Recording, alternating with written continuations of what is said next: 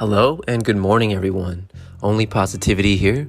I have my coffee with me, ready to explore this new phase of life with you all.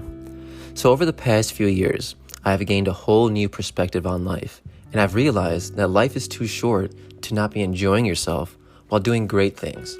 So come along with me as I explore this new lens through fitness, photography, reading, traveling, cannabis, and much more. Looking forward to the journey, guys. And remember, only positivity. Hello and good morning, everyone. Only Positivity here. I have my coffee with me, ready to kick off podcast number 72 on this playlist that I'm looking to launch called Elevated Thoughts. Now, before diving into the book and everything like that for today, let's go and start with the level set. So, as I endeavor upon pursuing knowledge and life experience in this next phase of life through fitness, photography, traveling, cannabis, many more things, one habit that I've really formed is reading. So this podcast essentially goes through some of the books I've been reading as of late, taking those lessons learned and applying them to experiences in my life. Now, before we dive into the book for today, let's go and start with a story.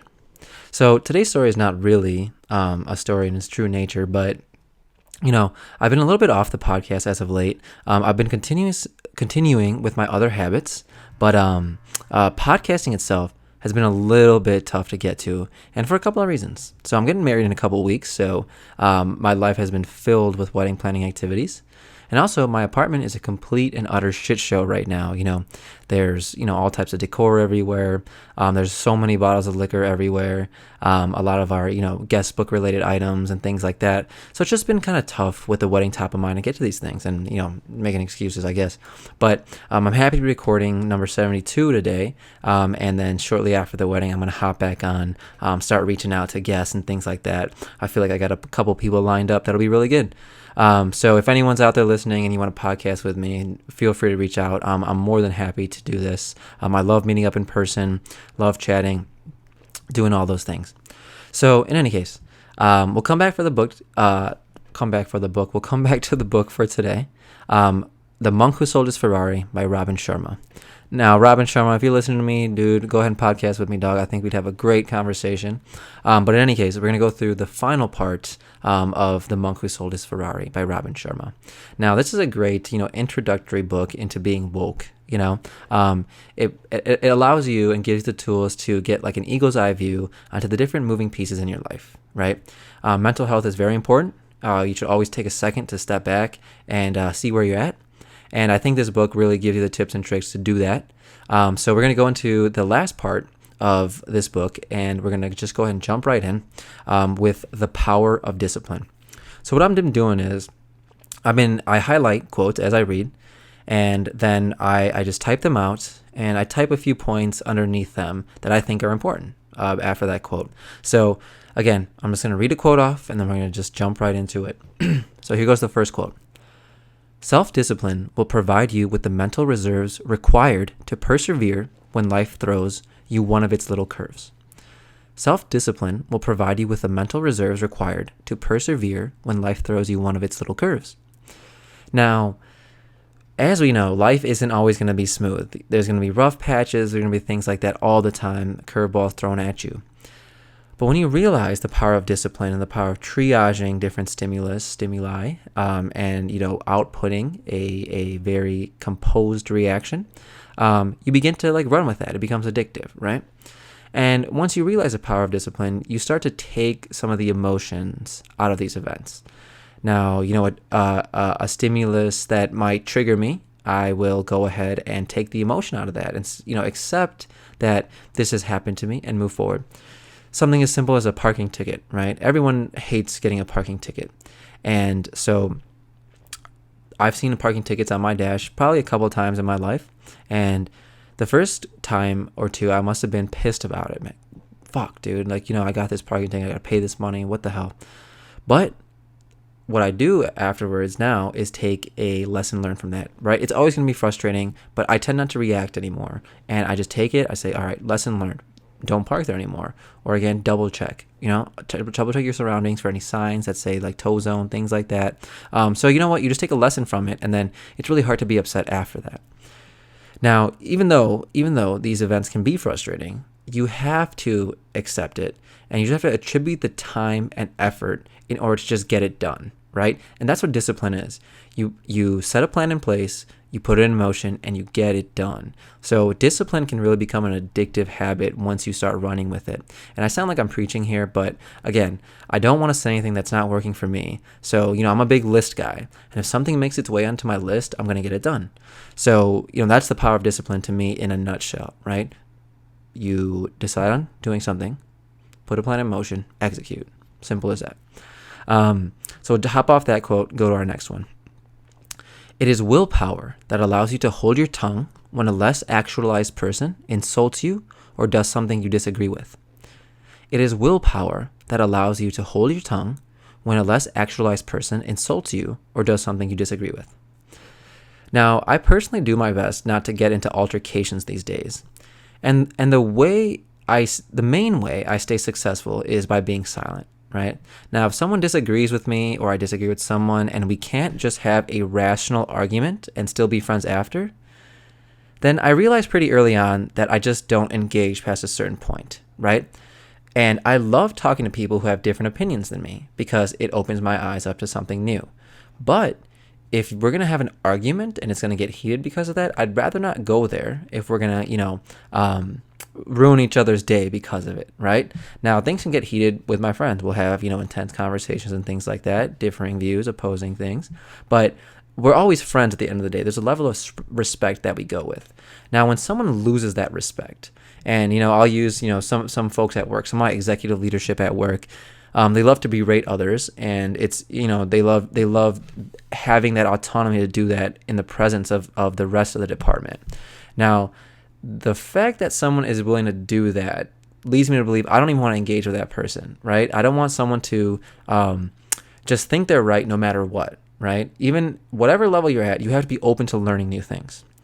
And I think we're really programmed to only be close with the people who align with our beliefs and values. But we can really still be friends with people who have differing opinions. So we'll hop off that quote and jump to our next one. Truly enlightened people never seek to be like others. Rather, they seek to be superior to their former selves. Truly enlightened people never seek to be like others. Rather, they seek to be superior to their former selves. Again, right? You compete against yourself only, right? When you start competing with others in a toxic way, you lose yourself a little bit, right? Everyone's physical journey is different. Their mental journey is different. Their emotional journey is different. There's different variables they're dealing with. There's different variables that you're dealing with. So if it's not apples to apples, how can you compete, right? Obviously, there's different things like, there's pro sports and things like that. And that's apples to apples because, you're playing the same sport. But in life, there's so many different things. We all don't start from the same point. So the only person you can really compete with, in my opinion, and have a healthy relationship competing with is yourself. And again, it's a very, very standard statement, right? It goes back to running your own race. I don't like to compete seriously with my friends. If we're playing ball or a video game, fine, all good. But I don't try to be better than my friends. I try to uplift them with my positivity. But I do that by always trying to be better, right? I'm in my lane. I'm in my zone. I'm tunnel vision sometimes, and I just want to be better at the things I do. And I'm hoping that's contagious to other people. If not, it's all good, right? But I like to get out of my comfort zone, and my voice cracked.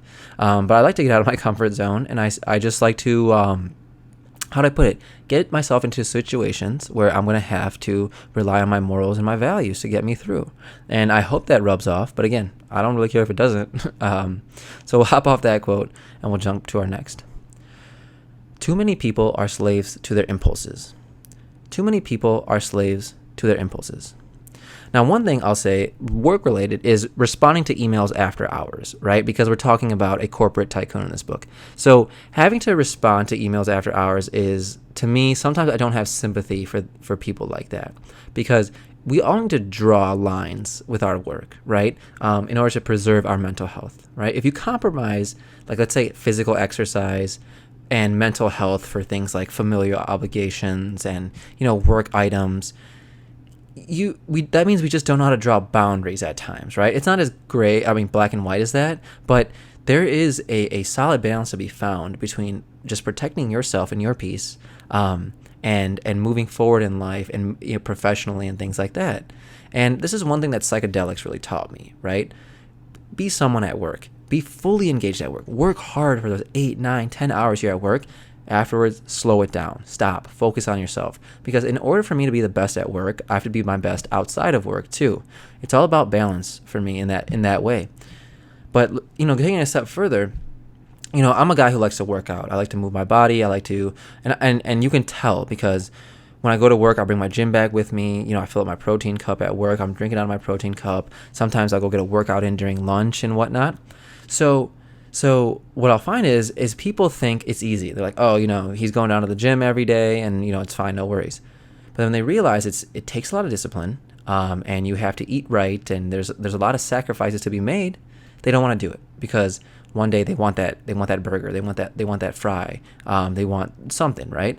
And they'll give up on the gym entirely instead of just having that burger or having those fries and then going to the gym the next day, right? So again, too many people are slaves to their impulses, and me included. I need to be better about it as well. So we jump off that quote and go to the next one. He used to go an entire day without speaking, except in response to a direct question. He used to go an entire day without speaking, except in response to a direct question. Now, this is such an interesting exercise. I want to do this one day because, I personally have an issue filling silent space. I'm recently getting acquainted with being okay with silence when I speak, and when in conversation, when I'm giving a presentation at work. Silence is as important as speaking at times. So I truly want to try this exercise one day after the wedding and just only talk when spoken to. So we jump off that chapter and we go to the next chapter. Your most precious commodity. First quote, be wary of time thieves. These are the people who always call on the telephone just as you have put the kids to sleep and have settled into your favorite chair. Be wary of time thieves. These are the people who always call on the telephone just as you have put the kids to sleep and have settled into your favorite chair. Now, one thing that I believe is you have to be ruthless with your time. Now, on Sundays, it was generally a downtime for me. And I would fill it with, putting some social engagement on the books, right? Going to see family or saying, hey, dude, what are you doing? Want to hang out? But I started dedicating Sundays to just myself and my fiance, no matter what. And this day is for her and myself to unwind and decompress, reflect and be with our thoughts, practice things like silence and sitting still, go for long walks, be in nature, right? Reset and understand our general direction in life and think about what we're actually doing, right? Getting caught up in the day-to-day and the hustle and bustle of life can often let us forget about what's actually going on and the ways we're trending, right? So again, I take some time to be with myself and my fiance and just talk and just be with my thoughts. So we jump off that quote and go to our next one. Those who are masters of their time live simple lives. Those who are masters of their time live simple lives. Now, if there's any goal that I have, it is to be simple in life. And I think simplicity is key to a happy life. The more moving pieces means the more stress, the more to manage. And I believe there's true beauty in simplicity. And as we get older, and that sounds weird, but as we get older, I realize that sitting still and being simple is often frowned upon, right? Like, why aren't you jumping into another obligation? Why aren't you trying to get more money? Why aren't you having kids? Why aren't you buying a house? Why aren't you, things like that? Why don't you get a new job? Why don't you get a promotion? It doesn't have to be like that, right? There is beauty in just being a simple person and trying to expand your mental, right? These material things, they're great to have, and it definitely means it's nothing. It's nothing to be embarrassed about, right? It's nothing to be ashamed about. People work hard for these things, but are you sacrificing anything for that material item, right? And that's something to think about. You could be, you could not be, but we just want to make sure we're in control of everything that's moving, right? And there's going to be things outside of our locus of control, but there's definitely things where I know I can, if I just do a little bit more of a deep dive, I can get there and I can understand my life a little bit more. So we hop off that quote, go to the next one. Living a rich life with accomplishment and contribution did not have to come through the sacrifice of peace of mind. Living a rich life with accomplishment and contribution did not have to come through the sacrifice of peace of mind. And again, I feel like I was just harping on that. But at this point in my life, I could take the next step in the corporate ladder, maybe start a side business, and those things could be in the cards for me still. But right now, my balance is good. I don't want to ruin it for money. I'm happy. And I do good things with my time as well. So like, why change it, right? If my life stayed this way forever, it'd be great. I'm traveling, I'm podcasting, I'm saying new things all the time, I'm talking to new people, I'm reading new things. So I feel as if I've achieved a balance. So we hop off that quote, and we go to the next one. No one should ever take life so seriously that they forget to laugh at themselves. No one should ever take life so seriously that they forget to laugh at themselves. Now, if you can't laugh at yourself, I think your ego is controlling you a little bit too much, right?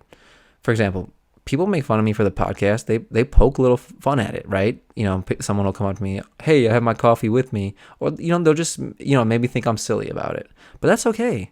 No matter the joke, I'm in it, bro. Roast me, dude. I love it.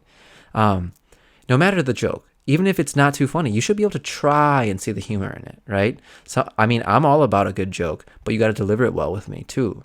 You know, be objective with yourself. Know what triggers you. Know your tendencies, and then laugh about them, right? You know, I have certain idiosyncrasies when I talk, and you know, I'm working on them, but they're not bad. But I can acknowledge that I have certain secrecies. Like sometimes I speak in like a sing-songy way, and I know that, and I have to catch myself. But if someone roasts me on it, I love it, you know? And as you get to thinking about yourself, you're going to realize the areas you need to improve, and then you'll ultimately love yourself if you can laugh at yourself, right? There's certain things that I'm good at. There's certain things I'm bad at. There's certain things I might become better at, and there's some things I might become worse at. But I'm going to laugh along the way. I'm going to enjoy that journey, and I have no malice in my heart, and I'm just trying to figure out what life's all about and learn new things, meet new people. So we hop off that chapter and go to the next one, the ultimate purpose in life. So the first quote here, a person with 3 solid friends is very wealthy indeed. A person with 3 solid friends is very wealthy indeed. Now, this is one of the truest statements I've ever read. Quality over quantity all day long. And I say this a lot, but I have a small friend group, you know, maybe 5 guys. I derive such strength from them, right? And I invest my time in them, right? And that's enough for me. That's more than enough for me. I'm so happy because of it. And these guys are loyal. They're committed to me. We laugh. We're family. We invite each other to our parents' house. We spend holidays together. So I'm like, what do I need more friends for? If I meet new people, great. But a small group of friends is wealthy enough indeed, because as I'm getting older, I'm realizing not everyone has quality friends, right? A lot of people still are on that status quo mentality, right? I need the most friends. I need to be friends with everybody. But it doesn't have to be that way, right? I got my family, I got my friends, and they got me too. So anyway, hopping off that quote, jump to the next one. Friends make you smile when you are taking your life too seriously. Friends make you smile when you are taking your life too seriously. And my friends ground me big time, right? They ensure I'm not taking myself too seriously, and I do the same for them. You know, I got a couple of friends who are very, very into their own thing, right? They're trying to take over the world, right? They're always throwing on new obligations, and that's great. I'm proud of them, you know? And we don't link up as often because of it, and that's okay, because we're in a growth phase here. But when we do link up, we realize that, hey man, we are actually all we need. We don't need any of these like symbols of stature and you know, these social determinants of, hey, I'm in this class or I'm in this class. Nah, man, all I need is my boys, all I need is my girl, and I'm good to go, you know? So I hope I do that for my friends, because they definitely do that for me. So we'll hop off that chapter and we'll jump to our last chapter, which is the timeless secret of lifelong happiness. So the first quote, being engaged in a pursuit that truly challenges you is the surest route to personal satisfaction. Being engaged in a pursuit that truly challenges you is the surest route to personal satisfaction. Now, I think of my brothers when I hear this, right? Both of my brothers are doctors, and the challenges they face at the hospital are great, but they never seem to get stressed out by it. They're actually up for it. They get up for it. They're excited for a new challenge and to put their skills to the test. Now, when they come home from a long day at clinic or a long day at the hospital, they're still talking about work. They're still excited about it. And to be honest, I love podcasting. I love spending time with my fiance, my friends. I love traveling, but I don't have that. And that's awesome because you can tell they've achieved this satisfaction. They could do this for the rest of their lives and splurge every single day on it. And that gets me up, man. Just seeing them with this level of enthusiasm makes me proud to be their brother and makes me lucky to be their brother, So anyway, don't want to preach too much there. We'll hop off that quote, jump to the next one. Happiness is a journey, not a destination. Again, this is about running your own race to me. Now, I'm happy to consistently be better than my former self. Sometimes I'm way better than my former self. Sometimes I'm a little bit better than my former self. But I'm making positive traction. And that's the most important to me because that is what's making me happy. There's no destination. There's no guy I'm trying to be at the end of the road. I'm looking to constantly just constantly improve. If I'm in a certain space for a long time, I want to improve. I want to get better. I want to physically do more pull-ups, do more push-ups, maybe lift more weight, maybe improve my 5K time, mentally, be able to meditate for a little bit longer every day, or maybe every month, a minute longer, things like that. Read more books. I read like 10, 12, 15 pages a day, maybe read 20 pages a day, right? And it doesn't always have to be like that. Maybe I'm absorbing more information every day. Maybe I find tips and tricks on how to absorb more information, become better at public speaking, things like that. So there's so much to work on, right?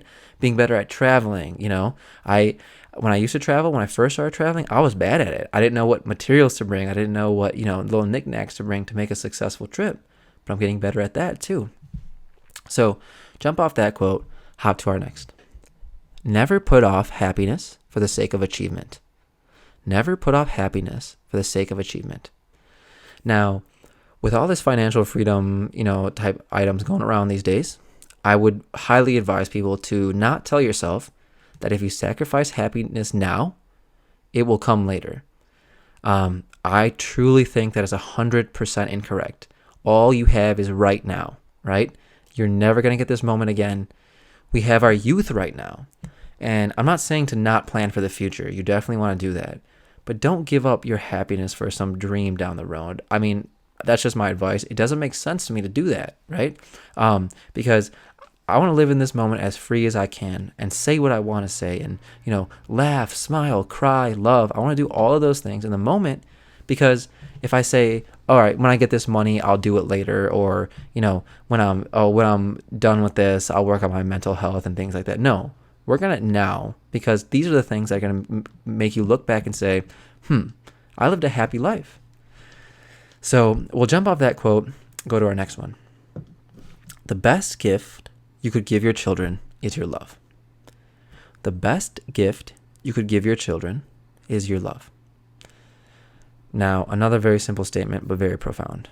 Beyond financial things, as I've gotten older and meet new people and their parents, I realize that love is the most important thing in life. And love can pretty much conquer anything. And that's so cheesy to say, but it really can. The parents I'm most fond of are those that truly love their kids. The parents that light up when their kids come home. The parents that understand their kids are adults now, and they try to relate to them from an adult perspective and not just give them guidance and advice. Now, a quick side story. So, my dad came to this country as a very, very, poor immigrant, didn't have much to his name. And, there was one time, I think when he was younger, he wanted like a soccer ball and he couldn't afford it. So he came to this country and he would constantly just visualize this, hey, My kid is never gonna like not be able to have this ball that he wants, right? I'm gonna give him the things that he wants, and that's great. My dad gave me everything when I was a kid, and but one thing that they didn't focus on is the love aspect of it. I'm not saying they didn't love me, but they didn't focus on it, right? And what I've realized now is with my friends don't need money from me. My friends don't need any type of financial support from me. What they need someone they can talk to. They need a friend. They need someone who's going to love them even when they make mistakes, right? Someone who's not going to, clap on them, get mad at them, get upset with them when they make a mistake. Because, we're all going to make mistakes, and we all need some positive reinforcement in life. Hey, dude, you might have made a bad decision here, but you're a good man overall. I know you can do this. I know you got this. I got your back. I'll show up for you. My time, to me, is way more valuable than money. So if I give you my time and my love, that's way more than any amount could do for you, right? I put foot to ass for my friends, for my family, for my loved ones all the time, and I'll continue to do so. I'll continue to stand up for them. And the best gift I give them is my love. So anyway, don't want to get too emotional there. So we'll jump off that and jump to our last quote.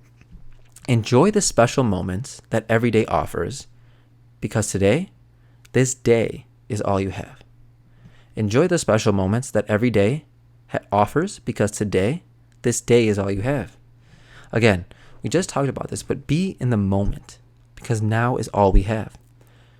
When you're in the moment, you will start to see the beauty in every little thing around you, and it'll become spiritual, right? I take walks every day, and we've talked about this in previous podcasts. But every time I walk, I notice something a little different, because I'm in nature, I'm present, and I'm looking at, oh, this leaf changed color today. Oh, this person did something different with their decorations, right? I'm going deep into the moment. I'm being present. I'm breathing in the air. I'm hearing my foot touch the pavement, crunch the leaves, and every day it's spiritual, right? So if we behave that way, I truly think life is going to be as euphoric as we've imagined to be, or as we want it to be. So that's all I got for you guys today. Quick 26, 27-minute podcast. I hope you guys are enjoying the podcast. Feel free to leave me any comments. And remember, only positivity. Thanks, guys.